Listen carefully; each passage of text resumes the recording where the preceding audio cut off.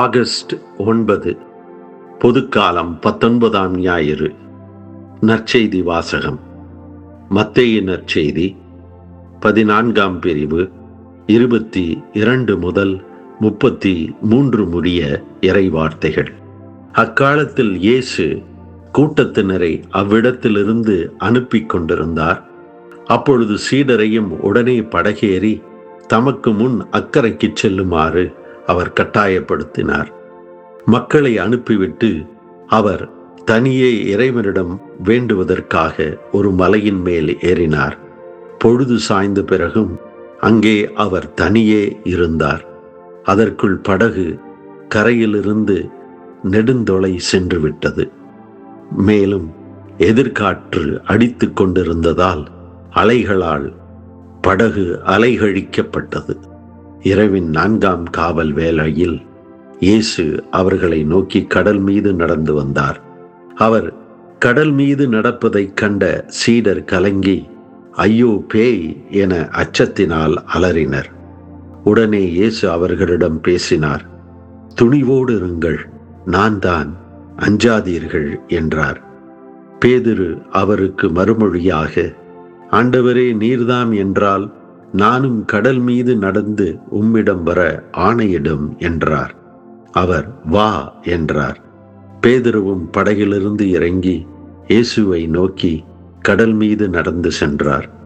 அப்பொழுது பெருங்காற்று வீசியதைக் கண்டு அஞ்சி அவர் மூழ்கும்போது, ஆண்டவரே, என்னை காப்பாற்றும் என்று கத்தினார். இயேசு உடனே தம் கையை நீட்டி அவரை பிடித்து, நம்பிக்கை குன்றியவனே, ஏன் ஐயம் கொண்டாய் என்றார். அவர்கள் படகில் ஏறியதும் காற்று அடங்கியது.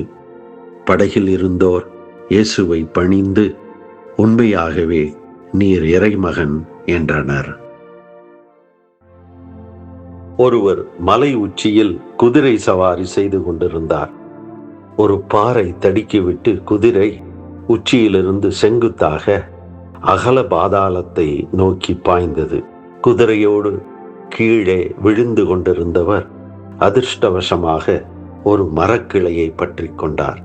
அவர் சவாரி செய்த குதிரை அகல பாதாளத்தில் விழுந்து சிதறி செத்தது.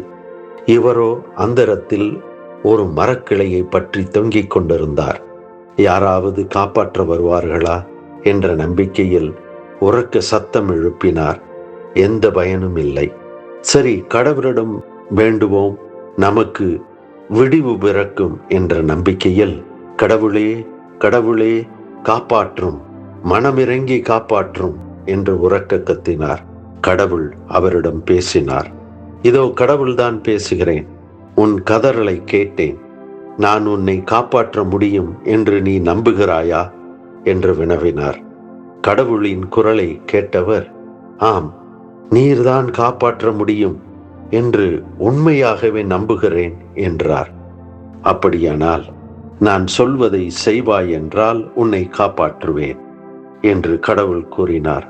ஐயா, நீ சொல்வதை கண்டிப்பாக செய்வேன் என்று கூறினான். சரி, அப்படியானால் என்னை நம்பும் நீ இப்போது பிடித்து தொங்கிக் கொண்டிருக்கும் அந்த மரக்கிளையை விட்டுவிடு. நான் உன்னை என் கைகளில் தாங்கி காப்பாற்றுவேன் என்றார். அவனால் கடவுளை நம்பாமல் இருக்கவும் முடியவில்லை. அதே வேளையில் தான் பிடித்திருக்கும் மரக்கிளையையும் விட முடியவில்லை. இந்த போராட்டத்திலேயே அவனுடைய வாழ்வின் இறுதி நேரம் கழிந்து கொண்டிருந்தது. கடவுளை நம்புதல் என்றால் என்ன என்பதை வலியுறுத்த சொல்லப்படும் கற்பனை கதை இது. நம்பிக்கை என்பது இறைவன் மேல் வைக்கும் நம்பிக்கை, அல்லது இறைவனை நம்புதல் என்பது இறைவனை முழுவதும் ஏற்று அவருடைய செயலாக்கத்திற்கு நம்மை முழுவதும் கையளித்தலாகும். இன்று ஆண்டின் பொதுக்காலம் 19ஆம் ஞாயிறு. இறைவன் மீது நாம் கொண்டிருக்கும் நம்பிக்கையில் நம்மை முழுவதும் அவருடைய செயலாக்கத்திற்கு விட்டு கொடுத்தலை பற்றி சிந்தித்து மன்றாட இன்றைய வாசகங்கள் அழைக்கின்றன. இன்றைய நற்செய்தி, இயேசு கடல் நீர் மேல் நடந்ததும் அவரைப் போலவே பேதுருவும் கடல் நீர் மேல் நடந்தபோது கடலில் மூழ்கியதும் பற்றி கூறும் நிகழ்ச்சியாகும். இயேசுவின் சீடர்கள் கலிலேய கடலில் இரவில் படகு பயணம் செய்து கொண்டிருந்தனர். இயேசு கடல் மீது நடந்து அவர்களை நெருக்கினார். கடல் மீது யாரும் நடந்ததை இதுவரை கண்டிராத சீடர்கள் கடல் மீது நடந்து தங்களை நெருங்கி வரும் உருவத்தை இரவில் பார்க்கும்போது ஐயோ பேய் என்று அச்சத்தில் அலறினார்கள். இயேசு, நான் தான், அஞ்சாதீர்கள், துணிவோடு இருங்கள் என்று கூறி அவர்களை திடப்படுத்தினார். ஆனால் பேதுரு கடல் மீது நடந்து வந்த அந்த நபர் உண்மையில் இயேசுதான் என்று உறுதிப்படுத்திக் கொள்ள இயேசுவை ஒரு நிபந்தனைக்கு உட்படுத்துகிறார். ஆண்டவரே, நீர்தாம் என்றால் நானும் கடல் மீது நடந்து உம்மிடம் வர ஆணையிடும். அதாவது தண்ணீர் மீது நடக்க தன்னை ஆற்றல் படுத்தினால் இயேசு அவரை ஆண்டவர் என்று தனக்கு காட்டுவார். அதனால் இயேசுவை ஆண்டவர் என்று உறுதிப்படுத்த முடியும் என்பதே பேதுருவின் நிபந்தனை. அந்த நிபந்தனையை ஆண்டவர் நிறைவேற்றினால், அதாவது தான் தண்ணீர் மீது நடந்தால், அப்போது பேதுரு அவரை ஆண்டவர்தாம் என்று உறுதி செய்து ஏற்றுக்கொள்வார். இயேசுவும் அந்த நிபந்தனைக்கு உட்படுகிறார். இறங்கி வா, கடல் மீது நடந்து வா என்று ஆணையிடுகிறார். பேதுருவும் படகை விட்டு இறங்கி தண்ணீர் மீது நடக்கிறார். ஆனால் வீசிய பெருங்காற்றில் நிலை தடுமாறுகிறார். கடல் மீது நடந்து வந்தவர் இயேசுதான் என்பதை உறுதி செய்வதற்காக கடல் மீது நடந்த பேதுரு தன்னையே உறுதி செய்து கொள்ள முடியவில்லை. நீரில் நடக்கும்போது நீரில் நடப்பது சரிதான், ஆனால் இந்த பெருங்காற்று தன்னை நீரில் அமுக்கி மூழ்கியெடுத்து விடுமோ என்று அச்சம் கொண்டார். தண்ணீரில் மூழ்கினார். அச்சம் கொண்டார், நம்பிக்கை இழந்தார், தண்ணீரில் மூழ்கினார். இயேசு ஆண்டவர்தானா என்று ஐயப்பட்டவர் தான் மூழ்கும்போது அதே ஆண்டவரிடம், ஆண்டவரே காப்பாற்றும் என்று கத்தினார். ஆண்டவரால் காப்பாற்றப்பட்டார். இங்கு நடப்பது வெறும் நிகழ்ச்சி அல்ல. இங்கு நடப்பது நம்பிக்கை என்றால் என்ன என்று இயேசு சீடர்களுக்கு சொல்லிக் கொடுத்த அனுபவ பாடம். நம்பிக்கையை பற்றிய அனுபவ பாடம். ஒருவரை அவர்தானா என்று உறுதிப்படுத்துவது அவரிடம் நம்பிக்கை வைப்பது என்பதிலிருந்து முற்றிலும் வேறுபட்டது. பொதுவாக ஒருவரை அவர்தான் என்று உறுதிப்படுத்தி கொள்ள அவரை நமது நிபந்தனைகளுக்கு உட்படுத்துகிறோம். அவரை பற்றி நாம் அறிந்த தகவல்களோடு பொருத்தி பார்த்து அவரை ஏற்றுக்கொள்கிறோம். உறுதிப்படுத்துவது நமது வசதிக்குள் அவரை உட்படுத்துவது. ஆனால் அவரில் நம்பிக்கை வைப்பது என்பது முற்றிலும் மாறுபட்டது. ஒருவரை நம்புகிறோம் என்பது அவருடைய ஆற்றலுக்கும் வழிநடத்துதலுக்கும் நம்மை விட்டு கொடுப்பதாகும். அவர் தன்னை பற்றி யார் என்று வெளிப்படுத்துகிறாரோ அதற்கு நமது இதயத்தின் புரிதலை திறந்து வைப்பதாகும். நம்பிக்கை என்பது அவரை அவராக ஏற்பது. நம் வசதிக்கேற்ப அவரை வளைந்து கொடுக்க சொல்வது அல்ல. அவர் யாரோ அதற்கேற்ப அவர் வளையத்திற்குள் சென்று அவரை ஏற்றுக்கொள்வதாகும். அதுதான் நம்பிக்கை. பேதுரு இயேசுவை ஆண்டவர்தான் என்று உறுதிப்படுத்திக் கொள்வதற்காக கடல் நீர் மேல் நடக்கும் ஆற்றலை கேட்டார். அவர் கேட்ட ஆற்றலை இயேசு தந்தார். ஆற்றல் கிடைத்தது. ஆனால் ஆற்றலால் மட்டும் நீர்மேல் நடக்க முடியாது. அச்சமும் ஐயமும் நீங்காமல் ஆற்றலால் மட்டும் ஒருவர் எந்த செயலையும் செய்ய முடியாது. அச்சமும் ஐயமும் நீங்க வேண்டுமென்றால் அந்த ஆற்றலை தந்த இயேசு மீது நம்பிக்கை பிறக்க வேண்டும். நம்பிக்கை இல்லாத ஆற்றல் அடர்ந்த காட்டில் காட்டை விட்டு வெளியே வரும் வழி தெரியாமல் அச்சத்தோடும் அவநம்பிக்கையோடும் காட்டுக்குள்ளேயே சுற்றி திரிந்து தொலைந்து போகுதல் போல் ஆகிவிடும்.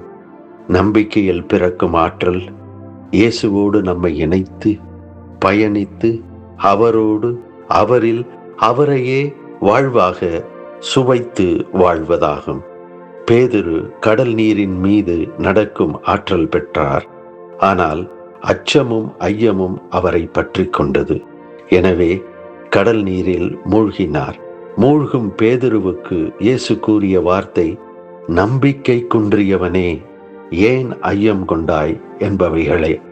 நம்பிக்கை முதலில் ஐயத்தை நீக்குகிறது, அச்சத்தை போக்குகிறது. பிறகு ஆற்றல் செயல்பட தொடங்குகிறது. அதாவது இயேசுவின் மீது கொள்ளும் நம்பிக்கை ஐயம், அச்சம் போன்ற எதிர்மறை உணர்வுகளை நீக்குகிறது. அதே வேளையில் இயேசுவின் ஆற்றலை நம்பிக்கையாளரில் நேரடியாக செயல்பட வைக்கிறது. நமது ஜெப நேரங்களில், இறைவேண்டல் மன்றாட்டு நேரங்களில் இயேசு நமது துன்பங்களை நீக்கி தேவைகளை நிறைவேற்ற நம் வாழ்வில் ஆற்றலுடன் செயல்பட வேண்டும் என்று நாம் உருக்கமுடன் மன்றாடும் நேரங்களில் என்ன செய்கிறோம்? நாமும் பேதுரு கடல் நீரின் மேல் நடக்க ஆற்றல் கேட்டது போல நாமும் ஆற்றலை கேட்கிறோம். நாம் வாழ்வில் சோர்ந்து பயந்து ஐயத்தில் விழுந்து கிடக்கும் இடங்களில் நம் கையை பிடித்து தூக்கி நம்பிக்கை கொள் என்று அவரோடு பயணிக்க ஆண்டவர் அழைக்கிறார். அழைத்தவர் நம் படகில் ஏறி நம்மோடு பயணிக்கவும் செய்கிறார். அவரை நம்புவது என்பது அவரோடு அவரில் கலந்து அவருக்குள் பயணிப்பதாகும்.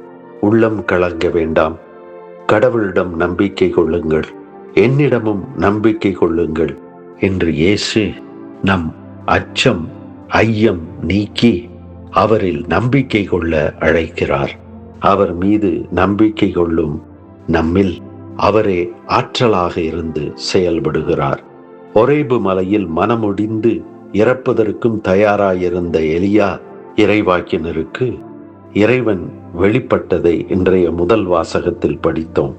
இறைவனின் பேராற்றலை கொண்டு பல அதிசய அற்புதங்களை செய்தவர் இறைவாக்கினர் எலியா. ஆனால் இஸ்ராயல் நாட்டு அரசி இசபேல் பொறாமையால் அவரை கொல்ல ஆள் அனுப்பினார். தன் உயிருக்கு பயந்து ஒரேபு மலையில் உள்ள குகையில் ஒளிந்து கொண்டார் எலியா. அப்போது மனம் வெதும்பி தன் வாழ்க்கையையே வெறுத்து, தான் வாழ்ந்தது போதும், என் உயிரை எடுத்துக்கொள்ளும் ஆண்டவரே என்று அவநம்பிக்கையின் உச்சத்திற்கு சென்ற அவருக்கு கனிவோடு பரிவுள்ளத்தோடும் ஆறுதல் அளித்து அவருக்கு மீண்டும் உற்சாகமும் மனத்திடனும் தரும் இறைவனாக மெல்லிய காற்றில் பேசி அவரை வாழ வைக்கிறார் இறைவன். எலியா இறைவாக்கினர் போன்று நாம் மனமுடைந்து வாழ்கையில், நம் வாழ்க்கை படகு புயலில் சிக்கி தவிக்கும் வேளைகளில் நம் வாழ்க்கை கடல் மீது நடந்து இயேசு நம்மை நோக்கி வருகிறார். அந்நேரங்களில் அவரை நாம் ஐயம் அச்சமின்றி நம்பிக்கையோடு நம் படகில் வரவேற்போம். அவரோடு பயணிக்கும் போது நம் வாழ்க்கை புயல் அடங்குவதை நாம் அனுபவிப்போம். நம் ஐயம் அச்சம் நீங்கி அவருடைய ஆற்றல் நம்மை அவரோடு அவரில் பயணிப்பதை நம் வாழ்வாக உணர்வோம். அவரை நம்புவோம், அவர் ஆற்றலை கொண்டு அவரோடு பயணிப்போம்.